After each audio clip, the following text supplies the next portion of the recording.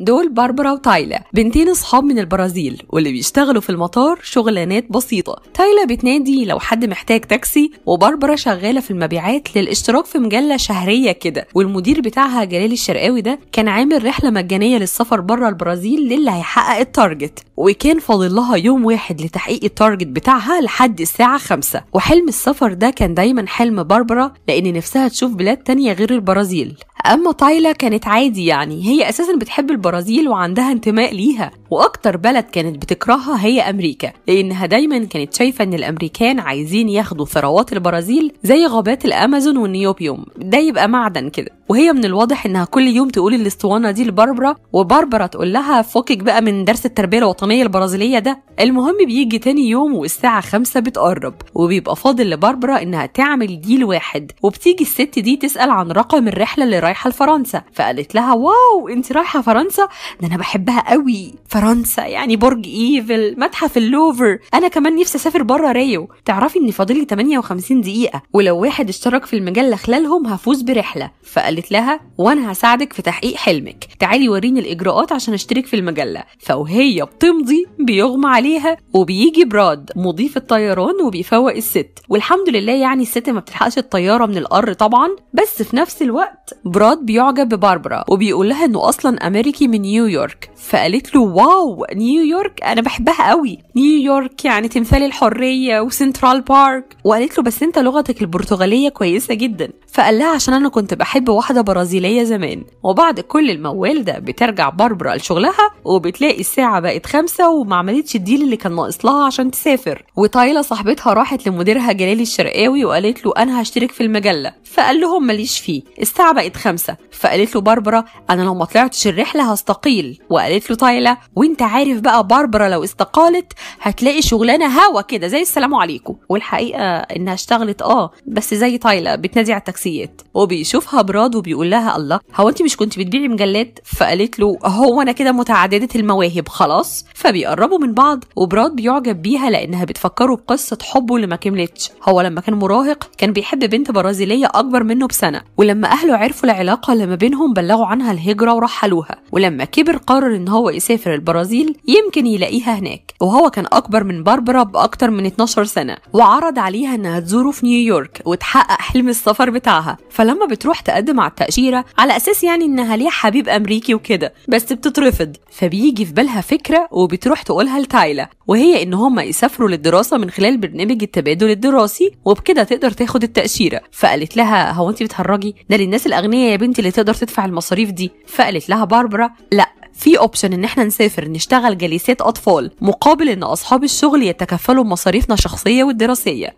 فقالت لها تايلا هنشتغل دادات؟ فقالت لها اسمها جليسات اطفال يا متخلفه. الاول تايلا بتبقى رافضه، ولما بتجيلهم صاحبتهم الصفراء اللي بتغيظهم بشغلها الجديد وبتقول لهم احنا بنبيع منتجات سكين كير فظيعه، كان نفسي ان انتوا تستفيدوا قوي من الخصم بتاعي، بس انا عارفه ان انتوا مش معاكم فلوس. فقالت لها تايلا حبيبتي انا وباربرا خلاص مسافرين امريكا، وخلي منتجات السكين كير ليكي يمكن تخبي السفر ده، وهاتي بقى من البتاع اللي انت بتاكليه ده اصله هيوحشني قوي لما اروح امريكا. وفعلا بيسافروا امريكا، وباربرا كانت بتعرف انجلش شويه وبتروح تشتغل عند شيريل جليسة لابنها. اما تايلا واللي ما كانتش بتفهم انجليش خالص بتشتغل عند الناس دول. واول ما بتدخل بتلاقي استقبالهم مبالغ فيه، وعندهم حيوانات متحنطه. فبتقول هو ايه الناس الاوفر دي؟ وطبعا هم فاكرينها بتمدحهم عشان هم مش فاهمينها اصلا. بس بيجي لوكس فبيعرفوه عليها، وبتقوله تايلا ايه ده، ايه الحلاوه دي، ازيك يا مز؟ فقال لها شكرا بالبرتغالي. فقالت له يا لهوي هو انت بتعرف برتغالي؟ قال لها انا برضو برازيلي بس جيت هنا وانا صغير، وكنر صاحب البيت ده يبقى مديري في مركز التزلج اللي انا شغال فيه، وجابني هنا مخصوص عشان اترجم لك كلامهم. فقالت له طب هو فين بنتهم الاموره دي؟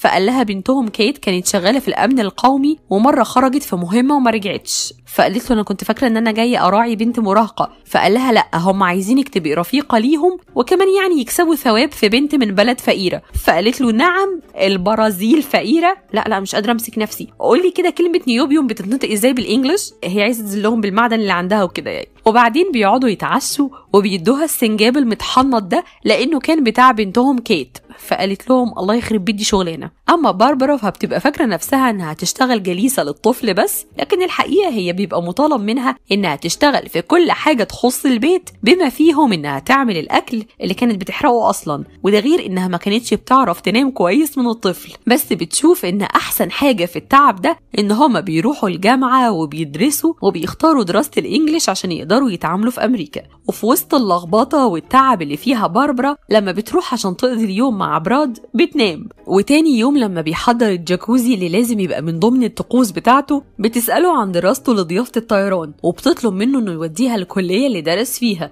فقال لها ده انت فصيلة، هو ده وقته؟ تعالي يا اختي. فوداها هناك وعرفها على زميلته هينزا اللي برضه بتبقى من البرازيل، وبتقول لباربرا انا قربت خلاص اخد رخصة الطيران. فانبهرت باربرا كالعادة، هي على طول منبهرة اصلا يعني، وحست انها نفسها تدرس ضيافة الطيران. وفعلا راحت قالت لشيريل لو ينفع تبدل دراستها من الانجليش، وخصوصا انها ما كانتش ضعيفة فيه، وتدخل كلية الطيران. فقالت لها شيريل بس انا دفعت خلاص تمن كورس الانجليش. وكعادة اي صاحب شغل حسست باربرا ان ادائها في الشغل بيقل، وده ممكن يخليها ترجعها بلدها تاني. فسكتت باربرا وقالت لنفسها كلي عيش يا دادا. اتفقوا باربرا وتايلا وبراد انهم يروحوا مركز التزلج اللي شغال فيه كينر، بس باربرا بتتأخر وبتروح بعدهم. ولما بتروح عشان تقطع تذكرة من لوكاس بيعتذر لها لان مكتب التذاكر مقفول، لكن لما بيلاقيها برازيلية وبيعرف انها صاحبة تايلا بيديها بطاقته اللي بيخليها تتفسح في كل المنتجع براحتها، وبيطلب منها انها ترجع له البطاقة قبل الساعة 11 بالليل. فأول ما دخلت للتزلج وقعت واتصابت في دراعها، فما بتقدرش تروح له في نفس اليوم، وبتروح له تاني يوم عشان تديله البطاقة. وبتسمع لما مديره بيزعق له على التصرف ده وانه كان ممكن يرفضه، بس هي بتعتذر له وبتتكلم معاه شوية. ولما بيسمع البيبي بيعيط وهي مش بتبقى عارفة تسكته، فبياخدوا لوكاس منها وبيغني له فبيسكت. ومن هنا بقى يا ريت يا بنات نفكنا من جو العريس الرومانسي وندور على اللي بيسكت العيال.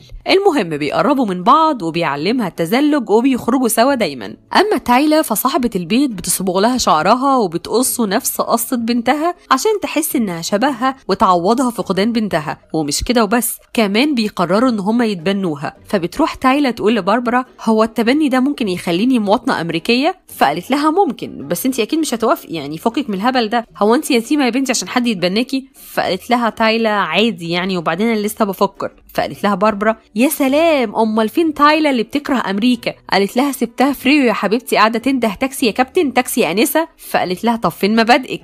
فقالت لها تايلا صدقيني حبيبتي حاولت اتمسك بمبادئي جدا لحد ما ادوني الايفون ده. وكالعاده بتخرج باربرا مع براد وبتنام في الخروجه، ولما بيوصلها البيت بتدخل تلاقي نفسها في بيت تاني لانه اتلخبط ووصلها بيت تايلا. مسكين الراجل خرج قبل كده مع تايلا ووصلها بيتها قبل كده، واهم حاجه انه وداها الجاكوزي اللي مش عارف يودي فيه باربرا. فطبعا زعلت من تايلا وما بقتش تكلمها، مع ان البت اصلا راحه جايه مع لوكاس يعني، بس هو غلاسه كده. ولسه برضه بتكمل مع لوكاس وبيقول لها انه خلص دراسته الثانويه ولو ما التحقش بالجامعه اقامته هتنتهي وهيبقى لازم يرجع بلده. وبيوديها في اخر اليوم منتجع الجليد وبيشغل لها المطره الصناعيه دي عشان يعيشوا اجواء رومانسيه ملناش دعوه احنا بيها يا بنات. ومين بقى شافه في الكاميرات؟ مديره، فطرده من الشغل. وبيروح هنا لوكاس يعرف باربرا على مامته ازورايا اللي بتديله جواب من الجامعه، وبيحددوا في الجواب ميعاد مقابله في بيتهم. فقالت له عادي احنا هننظف البيت والمقابله هتعدي وهتنجح وتبقى زي الفل.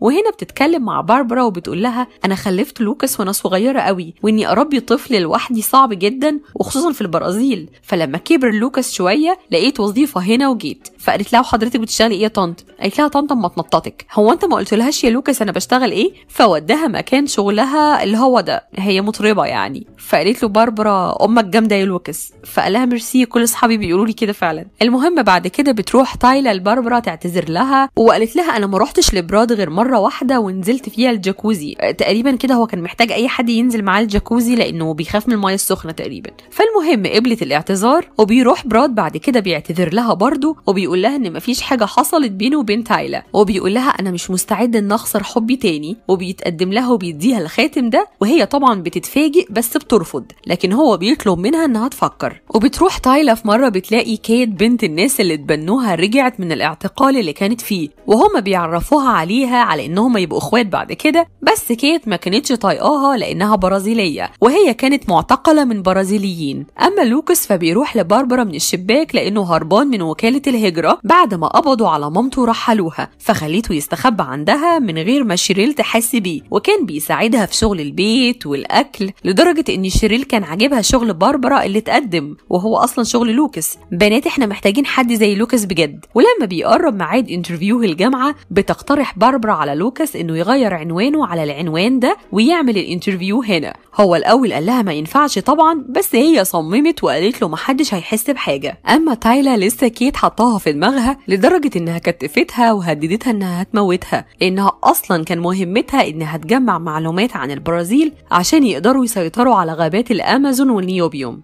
فقالت لها تايلا أنا كنت متأكدة عينكم عن نيوبيوم. فسألتها كيت أين أشيائي؟ فقالت لها ما أنا معرفش أشيائك وربنا. وبعدها خرجت وسابتها، وقدرت تايلا إنها تفك نفسها وتهرب من الشباك، وبتقرر بعدها تروح لباربرا وتستخبى عندها، وبتصادف إنها بتروح لها في نفس يوم انترفيو لوكاس، فبتروح باربرا تفتح لها الباب على أساس إنها الانترفيور، ولما بتلاقيها تايلا بتحاول تقول لها مش وقتك بس بتدخلها. بعدها الباب بيخبط وبتلاقيهم متظاهرين بيدافعوا عن قضية ترحيل لوكاس، فبتخبيهم في الجراج. بعدها الباب بيخبط وبيطلع براد اللي بيجي يعطف ويلطف معاها ويقول لها انا عايز اعرف ردك دلوقتي على موضوع الجواز، فبتطرده. بعدها الباب بيخبط وبتفتح وبتقول اللعنة، فبيطلع الانترفيور فيلدز وبيقول لها معلش هو انت قلتي اللعنة؟ قالت له لا، كلمة لعنة بالبرازيلي يعني اهلا بيك. واثناء كده براد بيبقى واقف بره وبيشوفه وبيفتكروا الكراش بتاع باربرا، وكمان بتيجي كيت اللي راحت ورا تايلا وبتستخبى في البيت.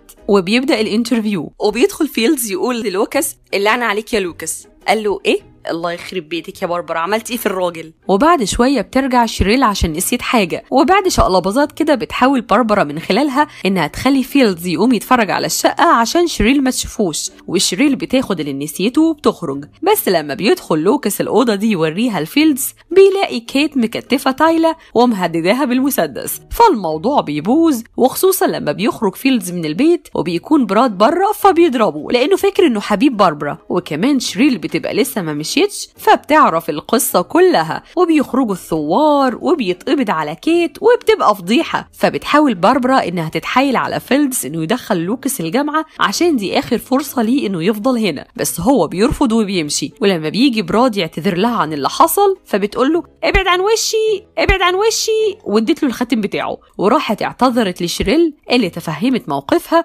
وقالت لها انا شفتك النهارده وانتي بتدافعي عن اللي بتؤمني بيه وانا هساعدك في ده. وبتروح شيريل بصفتها محامية تدافع عن لوكاس من تهمة انه تعدى بالضرب على براد، وحتى براد نفسه جه وشاهد معاه. اما بالنسبة لترحيل لوكاس فاصحابه كانوا بيتكلموا مع باربرا وقالوا لها معلومات عن سفر ازورايا مامته من امريكا ورجوعها تاني بلوكاس وهو صغير، فبتستغرب كده من التواريخ دي وبتاخد منهم رقمها وبتكلمها، فبتقول لها التواريخ اللي انتي قلتي عليها مع عمر لوكاس لما رجعتي تاني امريكا تقول ان انتي كنتي حامل فيه قبل ما تسافري البرازيل. فقالت لها أزورايا أنا هقولك على حاجة ما قلتهاش لحد. ولسه القاضي بيطلب بترحيل لوكاس لأنه ملوش حق في الإقامة، بس بتدخل عليه باربرا وبتقوله إن لوكاس ليه حق في الإقامة عادي جدا لأن بابا أمريكي، وبيتضح لنا إن لوكاس الشحط ده ابن براد لأن حبيبة براد القديمة تبقى أزورايا أم لوكاس الجامدة. عادي يا جماعة أنا بنته بقول على واحدة حلوة يعني، والناس اللي بتفهم كل حاجة غلط أحب أقول لهم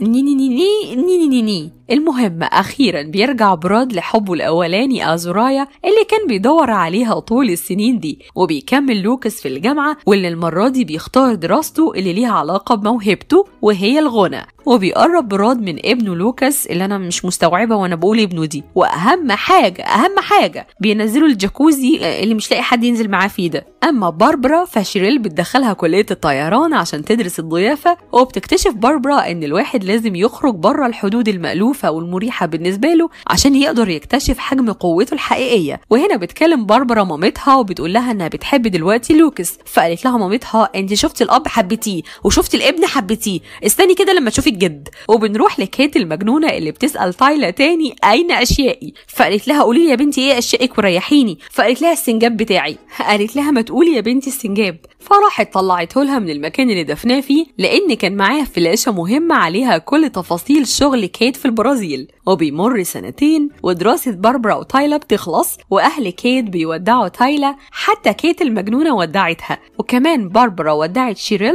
ولوكاس طبعا، والفيلم بيخلص. نكون قد وصلنا إلى نهاية هذا الفيديو. إذا أعجبكم وتريدون المزيد من هذه الفيديوهات اضغطوا على زر لايك واخبرونا في التعليقات، ولا تنسوا اشتركوا في القناة وفعلوا زر الجرس لتكونوا أول من يتوصل بالفيديو القادم. نلتقي في الحلقة القادمة، إلى اللقاء.